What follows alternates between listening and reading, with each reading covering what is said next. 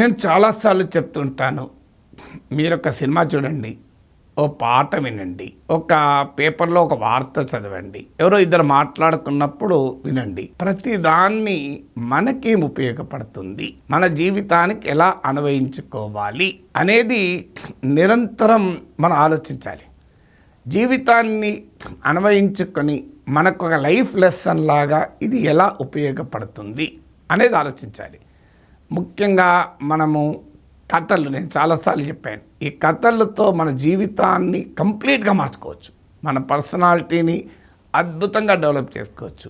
నేను ఈ మధ్య ఒక అందరికీ తెలిసిన కథ మరోసారి చదివాను.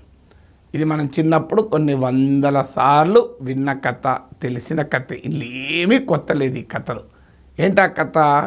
ఓ నక్క, ఒక ద్రాక్ష పండ్లు, పండిన ద్రాక్ష చాలా ఎత్తు మీద ఉంటుంది. నక్క ఆ పండిన ద్రాక్షను అందుకోవటానికి అనేక సార్లు ప్రయత్నాలు చేస్తుంది. ప్రయత్నాలు చేసినా విఫలమవుతుంది, అందుకోదు.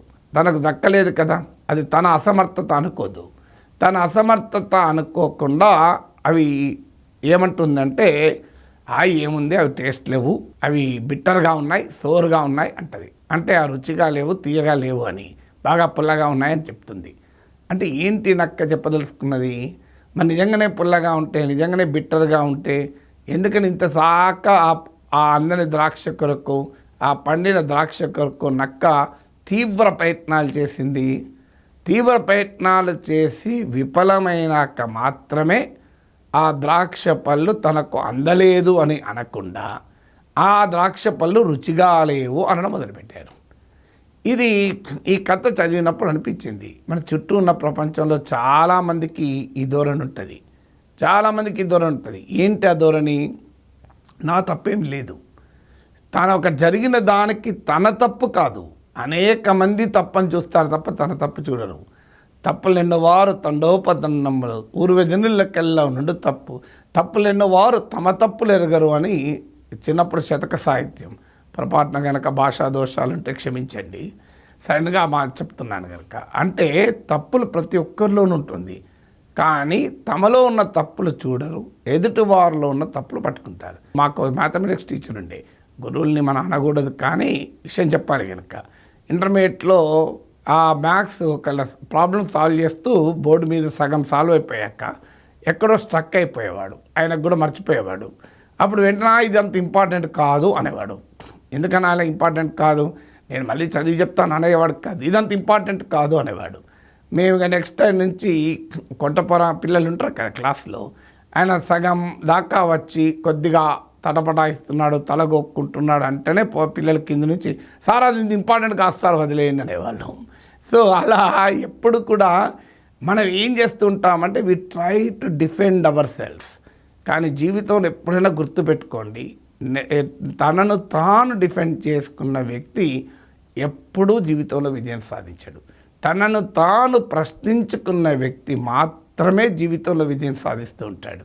తనను తాను డిఫెండ్ చేస్తున్నాను అనుకోండి, ఇప్పుడు ఉదాహరణకు నేను ఏదైనా తప్పు మాట్లాడాను, అడపదడప నాకు కూడా మెసేజ్లు వస్తాయి, సార్ మీరు ఇంకో పలానా పాయింట్ దగ్గర పొరపాటున మాట్లాడారని.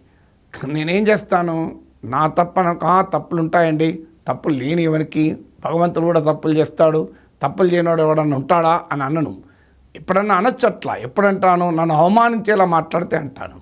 అంటే మీకు ఇది కూడా తెలియదా, ఈ తప్పు చేసినావు అంటే మాత్రం అలాగే రియాక్ట్ అవుతాను. కానీ సజెస్టివ్గా చెప్పారనుకోండి, నేను వెంటనే ఆ వీడియో మరొకసారి మొత్తం విని, చాలా సందర్భాల్లో కాకపోయినా కొన్ని సందర్భాల్లోనైనా ఆ వీడియోను మళ్ళీ ట్రిమ్ చేసిన ఉదాహరణలు కూడా ఉన్నాయి. అంటే ఎక్కడన్నా తప్పు మాట్లాడితే అది ఎక్కడ తప్పు మాట్లాడాను, మీకు తాజాగా ఒక ఉదాహరణ చెప్తాను. ఈ మధ్య బడ్జెట్ పైన మాట్లాడాను, మీకు గుర్తుండే ఉంటుంది. ఈ బడ్జెట్ పైన మాట్లాడిన ఆ టాపిక్ కూడా చెప్తాను. మోడీకి ఓటు దెబ్బతో మధ్యతరగతికి పన్ను రాయితీ అని ఒక వీడియో ఉంది. అందులో ఒక మాట చెబుతూ అగ్రికల్చర్ 16% జాతీయ ఆదాయంలో భాగమైంది, ఎంప్లాయ్మెంట్లో 42 నుంచి 46%కు పెరిగింది అని చెప్పాను. 46% పెరిగింది కరెక్ట్, కానీ 41-42 నిజం కాదు. లాస్ట్ టైం అంతకుముందు ఏడాది 44% చేంజ్ ఉండే, నేను ఇంటికి వచ్చినాక మళ్ళీ ఆ స్టాటిస్టిక్స్ మొత్తం వెరిఫై చేశాను. వెరిఫై చేసి 46% కరెక్టే, కానీ ఈ 41-42% అని నేను చెప్పింది ఏది ఉందో తప్పని కూర్చొని దాన్ని ఎడిట్ చేసి పోస్ట్ చేసుకున్నాను. అంటే ఎందుకు ఈ పని చెప్పాను, మీరు చూడండి, పోస్ట్ చేసే దాంట్లో ఇది కనబడదు. 41-42% అనేది ఎక్కడా ఉండదు, 46% ఉంటుంది. అది మీకు అర్థమైతే కూడా జాగ్రత్తగా ఇంటే అక్కడ ఎడిట్ చేసినట్టు కూడా తెలుస్తుంది, జంప్ అవుతుంది. చూడండి మీరు కావాలంటే ఆ వీడియో తీసి. అంటే ఎందుకు సమర్థించుకోవచ్చు, ఇంతకన్నా గణాంకాలు ఎవరు చెప్తారు కరెక్ట్గా, నాకన్నా గణాంకాలు చెప్తానరా, అన్ని టీవీలలో చెప్తానరా, ఇది ఎప్పుడు కూడా మనం సక్సెస్ చేయదు. We are not answerable to somebody, we are answerable to our self. మీకు ఇంకొక కథ చెప్తాను. ఒక స్కల్ప్టరు అంటే ఒక ఈ మనకు విగ్రహాలు చెక్కుతుంటారు చూడండి, వాళ్ళ స్కల్ప్టర్స్ అంటాం, మన శిల్పకారులు. ఒక గొప్ప శిల్పాలు చెక్కుతున్నాడు. ఒక శిల్పం చెక్కాడు, తర్వాత ఆ శిల్పం అక్కడ ఉండగానే ఇంకో శిల్పం చెక్కడం మొదలుపెట్టాడు. సేమ్ శిల్పం. ఒక వ్యక్తి వచ్చి అవి చూడటానికి వచ్చాడు. చూస్తే రెండు ఒకే రకమైన శిల్పం, ఏమాత్రము తేడా లేదు, రూపంలో తేడా లేదు, ఆ శిల్పానికి ఎంచుకున్న రాయిలో తేడా లేదు, ఏమాత్రము తేడా లేదు. ఇతనికి అనుమానం వచ్చింది, ఇదేంటి అని. ఈ రెండు శిల్పాలు ఎందుకు మహానుభావ అన్నాడు. అంటే రెండు చోట్ల పెట్టేది ఉందా అన్నాడు. రెండు చోట్ల కూడా ఒకటే పెడతారా అని అడిగాడు. ఈ ప్రశ్నల వర్షం కురిపించాడు. శిల్పి నవ్వి, కాదు అది చెడిపోయింది, అందుకే ఇంకోటి చేస్తున్నా అన్నాడు. ఏం చెడిపోయింది, బాగానే ఉంది కదా అన్నాడు. అంటే లేదు, ముక్కు దగ్గర చిన్న స్క్రాచ్ ఉంది అన్నాడు. మళ్ళీ వెళ్ళి జాగ్రత్తగా తీక్షణంగా చూశాడు. ఎక్కడ ఇతనికి ఆ చిన్న మరక కూడా కనబడతలేదు. ఇక బాగా తీక్షణంగా చూస్తే కనబడేదేమో. మళ్ళీ వచ్చాడు శిల్పి దగ్గర. ఇదేంటి, నేను మొత్తం చూశానే, ఎక్కడ నాకు చిన్న మరకలాగా గీతలా కనబడతలేదే, మీరేదో అంటున్నారు, అయినా ఈ శిల్పం ఎక్కడ పెడతారు అన్నాడు. అంటే 30 అడుగుల ఎత్తున పెడతానన్నాడు. 30 అడుగుల ఎత్తున 20 అడుగుల ఎత్తున పెట్టే శిల్పం పైన చిన్న గీతలాగా వస్తే అది ఎవరికి కనబడుతుంది మహానుభావ? నేను దాని దగ్గరికి పోయి వెతికినా నాకు కనబడతలేదే, మీరు అది వదిలేసి ఇంకోటి ఎందుకు చేస్తున్నారు అన్నాడు. ఆయన నవ్వి, ఎవరికీ కనబడదు కానీ నాకు తెలుసు కదా అన్నాడు. ఆడ మరకలాగా వాడు పడ్డది నాకు తెలుసు కదా అన్నాడు. సో ఆ శిల్పి జడ్జ్ ఎవరు? శిల్పికి వేరేవాడు కాదు జడ్జ్, తానే జడ్జ్. తాను తప్పు చేసినప్పుడు దాన్ని సరి చేసుకుంటున్నాడు. కానీ ఈ నక్కలాగా ఆలోచించలే, ఎవడని చెప్తాడు, ఇంత నాలాగే శిల్పం చెక్కటోడు ఉన్నాడా, ఆ చిన్న తప్పు ఎవరికి జరగదు, నాకే జరుగుతుందా అని చెప్పనులే. అందుకే అంత గొప్ప శిల్పి అయ్యాడు. మళ్ళీ అంటే వాళ్ళు అయితే ఎలా రియాక్ట్ అయ్యేవాళ్ళము. అందువల్ల ఎప్పుడు కూడా గుర్తుపెట్టుకోండి, తప్పులకు కారణాలు వెతకకండి, పొరపాట్లకు విశ్లేషించకండి. విశ్లేషించకండి అంటే అర్థం పొరపాటు ఎందుకైందో విశ్లేషించద్దని కాదు, పొరపాటు ఎందుకైందో విశ్లేషించకండి, కానీ ఈ పొరపాట్లకు నా తప్పు లేదు అని విశ్లేషించకండి. తనను తాను సమర్థించుకునేవాడు జీవితంలో ఎప్పుడూ సక్సెస్ కాడు. తనను తాను ప్రశ్నించుకున్నవాడు సక్సెస్ అవుతాడు. ఇలా ప్రశ్నించుకోవటానికి తనకు తాను ప్రశ్నించడమే కాదు, ఎదుటివారు ప్రశ్నించినప్పుడు అగౌరవంగా ప్రశ్నిస్తే, అవమానకరంగా ప్రశ్నిస్తే ఉతికారేయండి, అభ్యంతరం లేదు.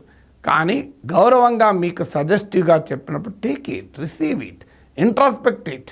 ఒకవేళ మీరు మార్చుకుంటే మీకే లాభం, ఎదుటివాడికి ఏం లాభం లేదు. మీరు మార్చుకోకపోతే ఎదుటివాడు ఏమన్నా ఏ లాభం?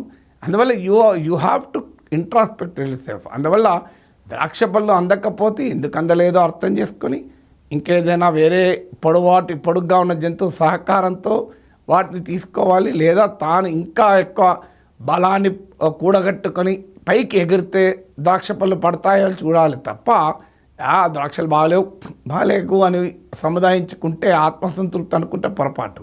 అందువల్ల ఈ కథ ఎందుకు చెప్తున్నానంటే, ఆల్వేస్ మరొకసారి గుర్తు తెచ్చుకోండి, జీవితంలో మీరు ఏమి చదివినా, ఏమి చూసినా, ఏమి విన్నా, ఏమి తెలుసుకున్నా మన జీవితానికి అది అప్లై చేసుకోవాలి. దీన్ని ఇంటర్నలైజింగ్ అంటారు. మన జీవితానికి అప్లై చేసుకున్నారనుకోండి, యూ విల్ డెవలప్. మన పర్సనాలిటీ డెవలప్మెంట్ అనేది కేవలం మన మోటివేషన్ అనేది రియలిస్టిక్గా ఉండాలి. ఇప్పుడు నేను చెప్పిన రెండు కథలు, నక్క ద్రాక్ష, శిల్పి ఆ శిల్పంలో చిన్న గీత, ఈ రెండు కథలు మనకి ఏం చెప్తున్నాయి?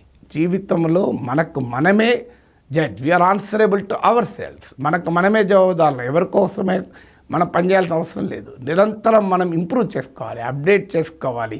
నిరంతరం మన తప్పుల్ని సరి చేసుకోవాలి, సమీక్షించుకోవాలి, ఆత్మవిమర్శ చేసుకోవాలి. అప్పుడే మన జీవితంలో ఉన్నత స్థాయికి వస్తాం. నేను క్లాసులు చెప్పడానికి వెళ్ళినప్పుడల్లా ఇంటికి వచ్చాక ఆ మెటీరియల్ మొత్తం చదువుకుంటాను. నేను ఎప్పుడు నా క్లాసులకు ప్రిపేర్ కాలే. అది యూనివర్సిటీలో జర్నలిజం క్లాస్ చెప్పినా లేదా సివిల్ సర్వీసెస్ వాళ్ళకు గ్రూప్ 1 వాళ్ళకు క్లాసులు చెప్పిన రోజుల్లో కూడా ఏనాడు కూడా క్లాస్కు ప్రిపేర్ అయ్యే అలవాట్లేదు. క్లాస్ నుంచి వచ్చినాక ప్రిపేర్ అవుతాను. మా మేడం చూసి ఒక రోజు అడిగింది, ఇదేంటి ప్రపంచంలో ఎవడైనా క్లాసుకు పోయే ముందు ప్రిపేర్ అవుతారు, నువ్వు క్లాస్కు వచ్చాక ప్రిపేర్ అవుతావు ఏంటి అని. క్లాసుకు ముందు ప్రిపరేషన్ అనేది అవసరం లేదు, నేను అప్పటికే చదివి ఉన్నాను కనుక. కానీ క్లాస్ నుంచి వచ్చాక ఎందుకు ప్రిపేర్ అవుతానంటే నేను చెప్పిన క్లాసులో ఏమైనా తప్పు ఉందా, ఆ తప్పు మరోసారి చేయకూడదు.